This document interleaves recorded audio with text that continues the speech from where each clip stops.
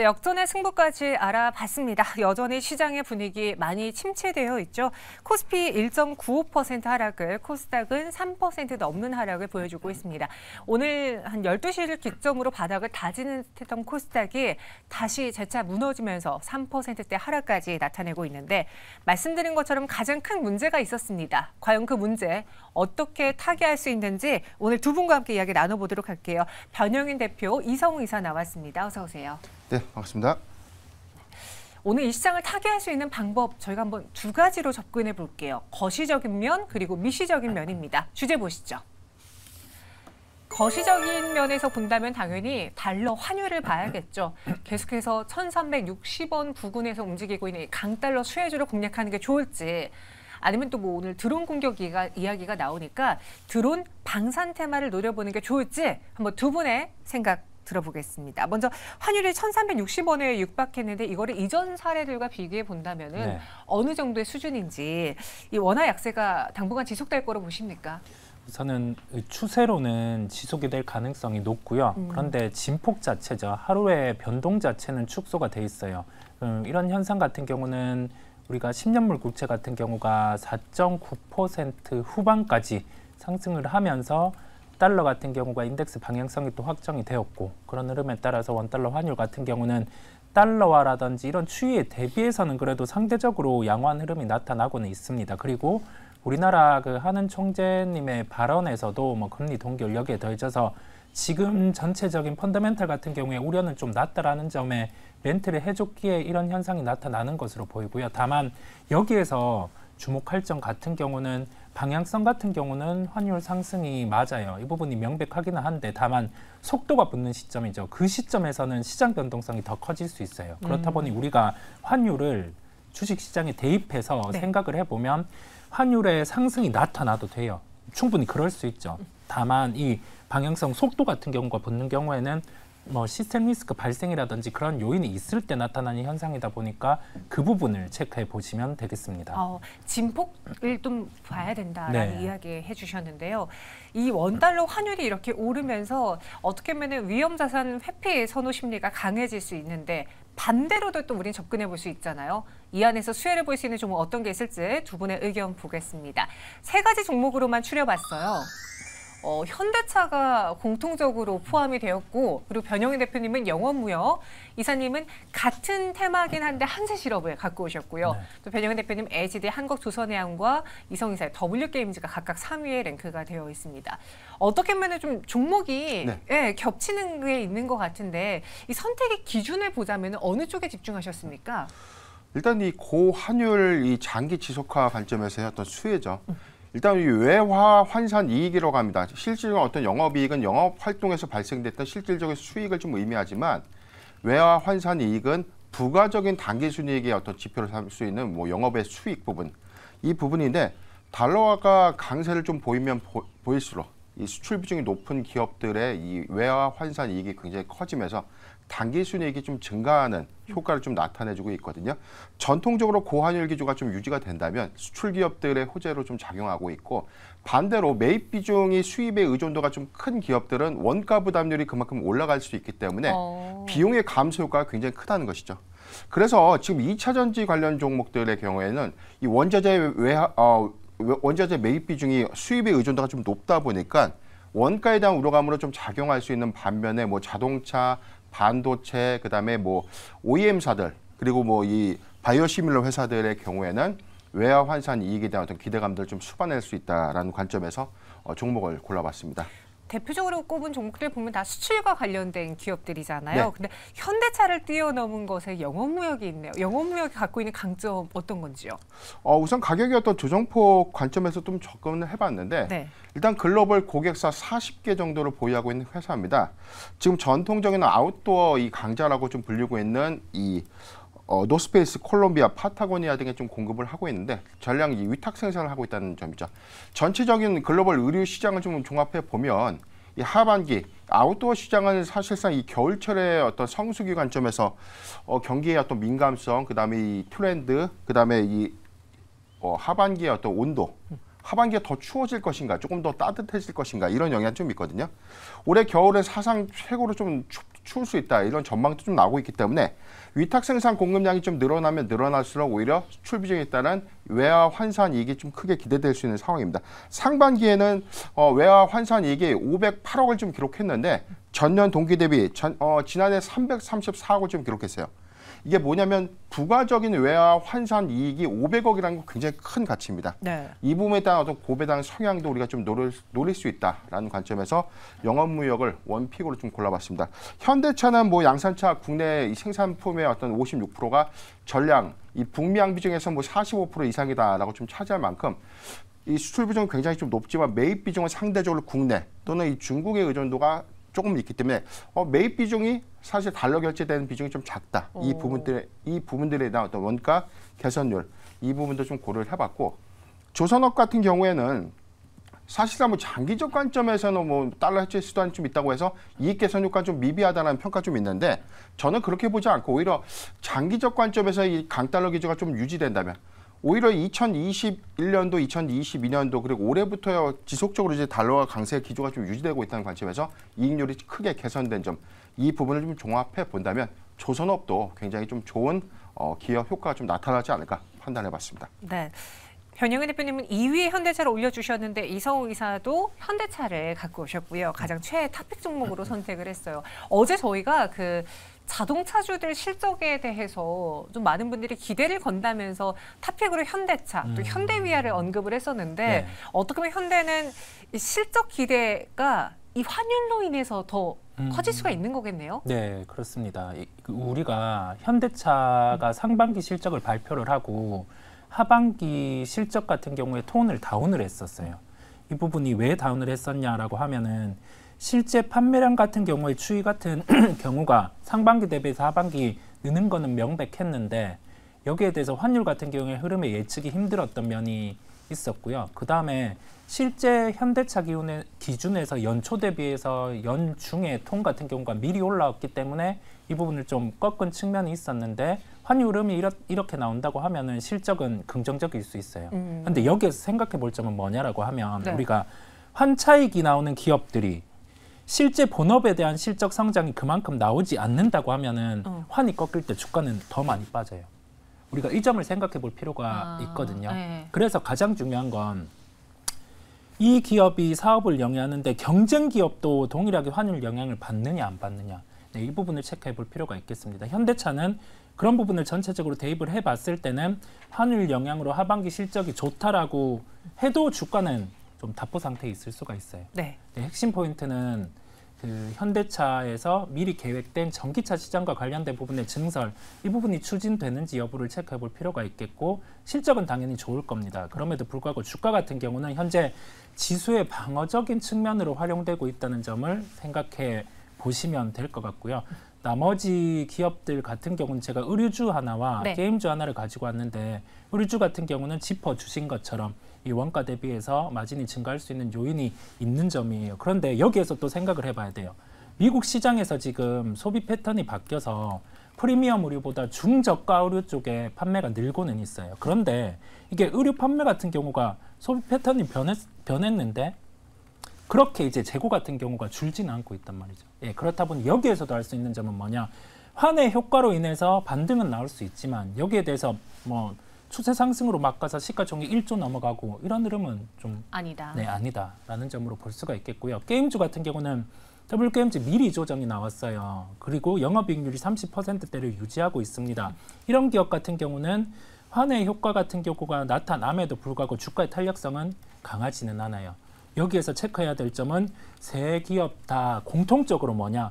본업 같은 경우가 지금 시장의 기대치 대비해서 더 늘 수 있냐 없냐, 그 부분을 핵심적으로 체크해 주시면 되겠습니다. 현대차 어제에서 오늘 탑픽으로 이틀 연속 선정이 됐습니다. 오늘 이 시장 하락에서도 나름 잘 버티고 있다는 생각이 들거든요. 현재 1.46% 하락 마감 준비하고 있는데 이 종목의 가격 전략을 세워보자면은 좀 중장기로 보시겠습니까? 아니면 지금 시장이 좀 불안하니까 단기적인 반등만 노리시겠습니까? 제가 가격을 좀 타이트하게 가지고 왔습니다. 네. 매수가 같은 경우는 18만 8천 원 정도 저는 제시를 해드리겠고요. 뭐 오늘 종가랑 거의 비슷합니다.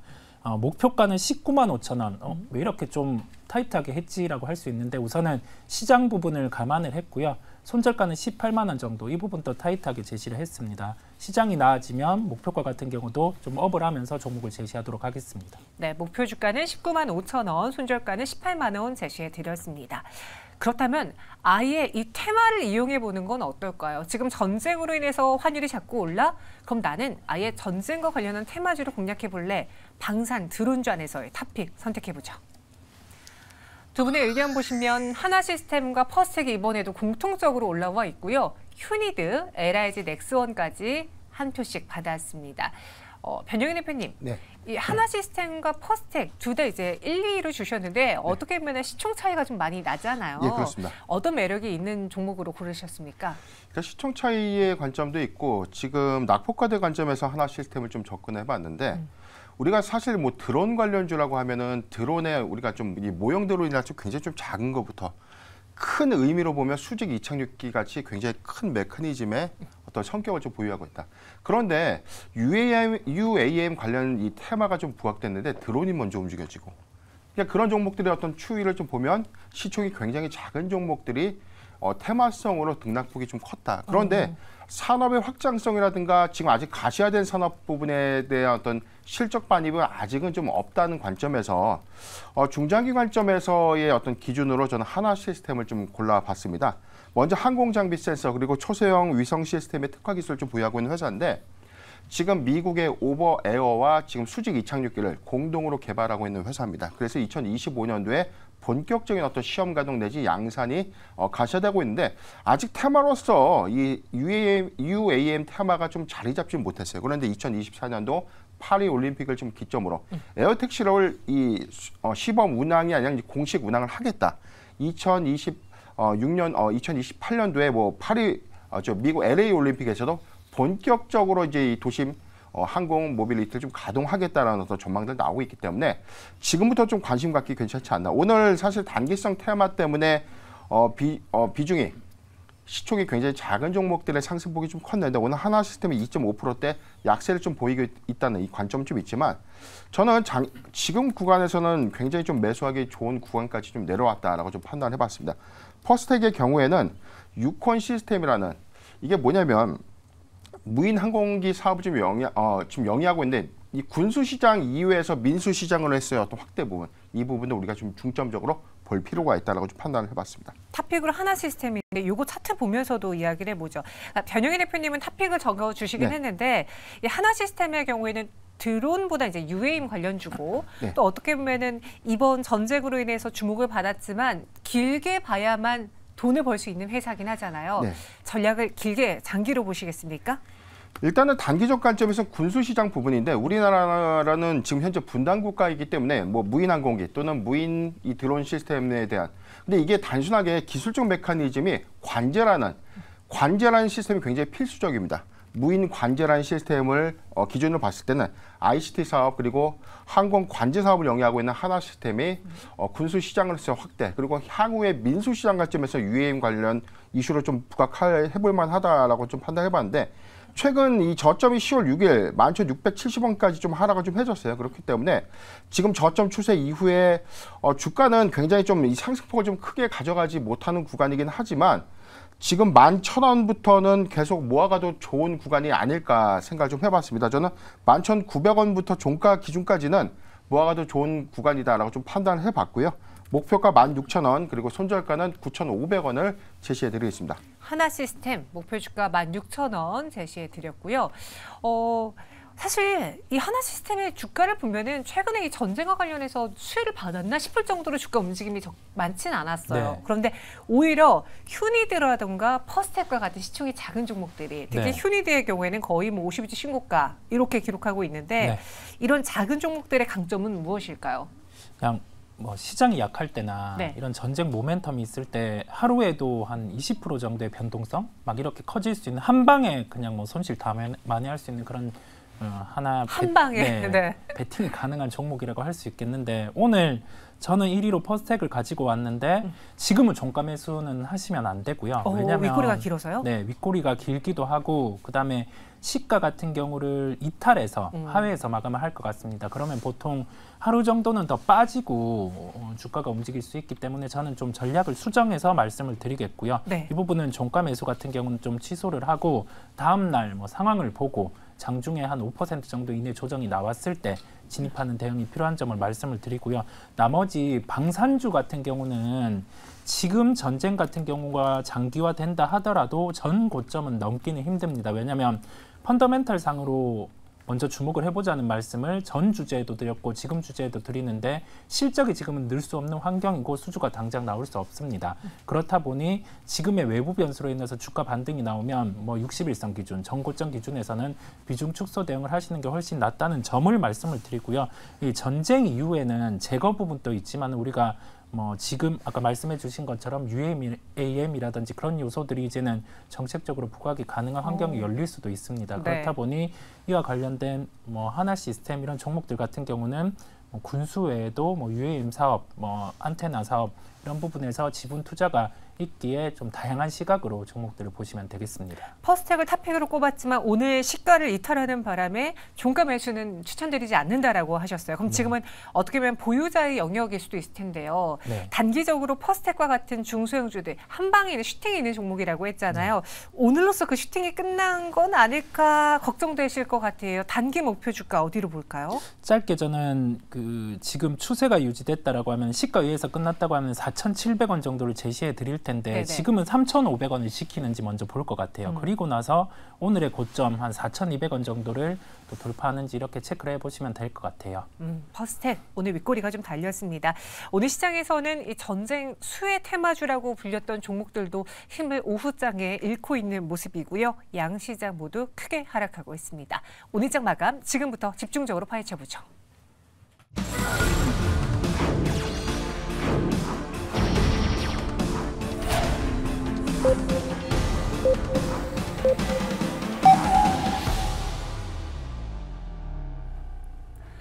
네, 목요일 우리 증시 장을 마쳤습니다. 이제 유튜브 채팅방에서 많은 투자자분들, 시청자분들이 쓰는 이야기들을 봤는데요. 그런 이야기가 많더라고요. 어제가 가장 힘든 줄 알았는데 오늘 시장 보니 더 힘들다. 그렇습니다. 시장에서 약간 이 불안 요인 그리고 리스크에 어느 정도 내성이 생기려고 할 때쯤 항상 그보다 더 심각한 변수들이 나오는 것 같은데요.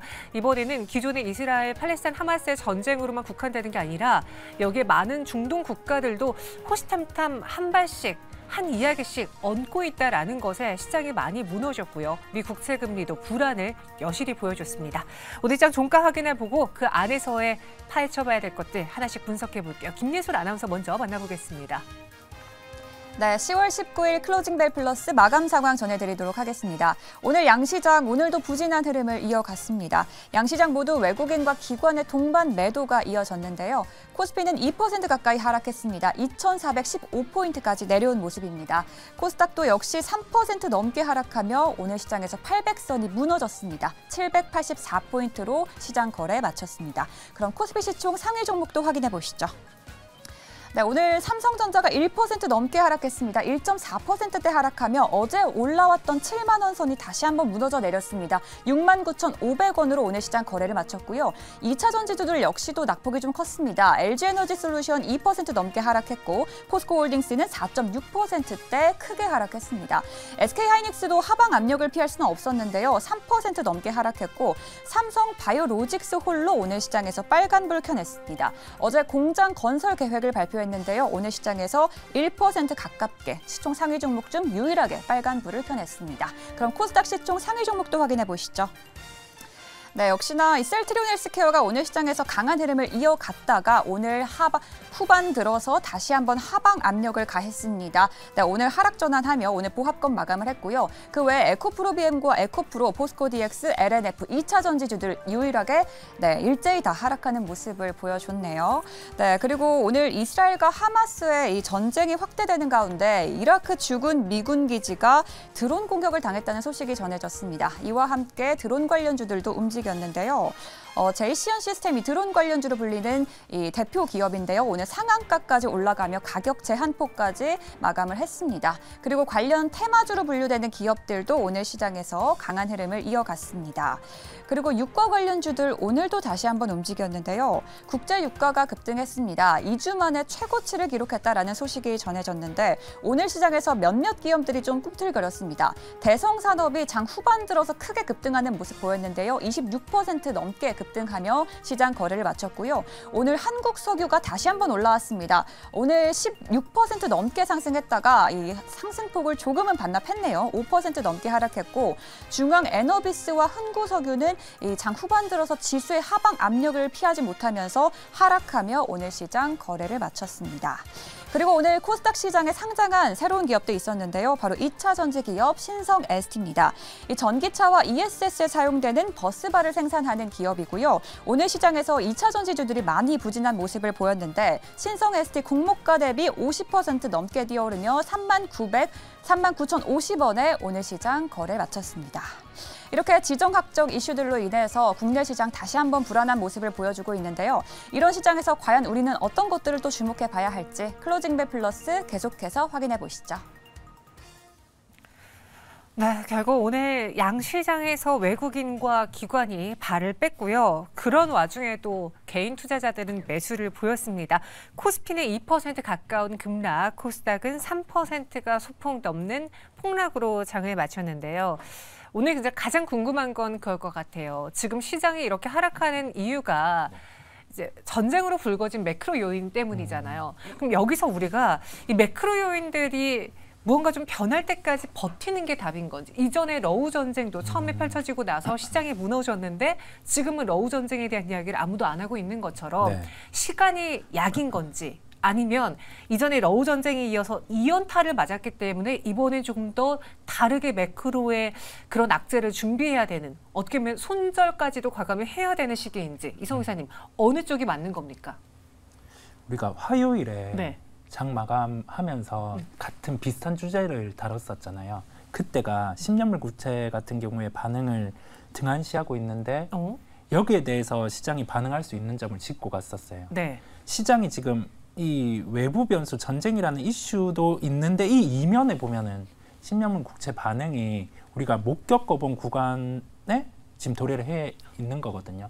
그렇다 보니 좀 변수가 두 가지인 것 같습니다. 이게 매크로 변수 중에서 외부 변수, 뭐 전쟁 이슈 이 부분이 마무리된다 하면은 다시 시장의 초점은 또 뭐 10년물 국채 이런 흐름에 맞출 수 있을 것 같아요. 그렇다 보니 좀 생각할 변수가 많아진 거고요. 잘 모르겠죠. 네. 저도 모르겠고 시장 참여자분들이 잘 모를 텐데 이러면 주요 지수 같은 경우가 이탈할 때 평균 한 5거래일 정도 거래보다 좀 커지면서 종가 기준으로 이탈을 할 때 오늘 코스닥이겠죠. 그랬을 때는 비중 조절 필요합니다. 진짜요? 필요하고 반등이 나올 때 네. 확인을 하고 접근하시는 게 낫고요. 주식이 100% 비중이라고 하면은 한 30% 정도 같은 경우는 비중 조절 또는 밸런스 조절인 거죠. 이제 시가총액 상위 낙폭 과대로 먼저 반등이 나올 수 있기 때문에 뭐 반도체, 2차 전지 여기에 대한 매수를 준비하면서 밸런스 조절을 하시는 게 낫겠습니다. 저희 시청자분 중에 한 분이 러우 전쟁보다는 중동 전쟁이 우리나라에게 영향이 더 큰 거 아닌가요? 라고 글 올려주셨는데 사실 처음에 러우 전쟁의 경우에는 러시아의 경우에는 이제 유가와 관련된 직접적인 나라고 우크라이나의 경우에는 곡물가와 또 연관된 직접적인 나라인데 이스라엘과 팔레스타인의 경우에는 그거에 해당되지는 않았다라는 점에서 좀 안도했던 감이 없지 않아 있었어요. 그런데 이게 중동 전쟁으로 번져진다면 좀 파장이 큰 거잖아요. 그렇죠. 커지는 거죠. 이게 확전이 안 되기를 바랄 뿐이고 거기에 대한 반응은 먼저 반응을 하는 게 유가일 거예요. 유가요. 네, 유가일 거고. 근데 유가는 생각보다 막 1점 몇 프로밖에 안 올랐던데요. 네. 그래서 확전을 안 한다고 우선은 시장 컨센이 형성돼 있는 거죠. 그랬을 때 확전이 나올 수 있는 거는 한 가지 포인트입니다. 핵시설을 타격할 때. 네, 그런데 그럴 가능성은 우선은 낮기에 유가 반응 같은 경우도 좀 여기에서 좀 머무르고 있는 것 같습니다. 안 그러길 바라겠습니다. 그러면서 좀 매크로 이슈 외부 변수가 마무리되길 빌도록 하겠습니다. 네, 뭐 지금은 우리가 예측할 수 없는 게 사실 사람 마음도 모르겠는데 그 정세를 어떻게 예측을 합니까? 근데 지금 시장이 반응하는 걸 봤을 때 오늘 코스닥의 이런 두려움 속에 낙폭이 큰 상태로 이전 저점까지 밀려났으니 여기서는 더 이상 회피하기보다는 리스크 관리가 좀 필요한 시기인 것 같다라고 말씀해 주셨고요.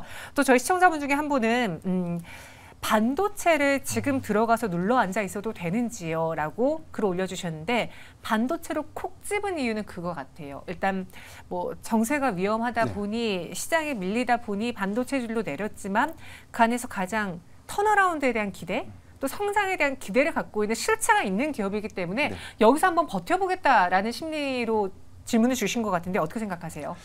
저는 당연히 홀딩 의견을 좀 드리고 싶고 오히려 낙폭과대 부분에 대해서는 대형주 관점에서 저는 매수의 기회로 좀 삼아도 좋다라고 좀 생각을 해봤습니다. 이게 확전이 되지 않는다는 단서입니다. 저도.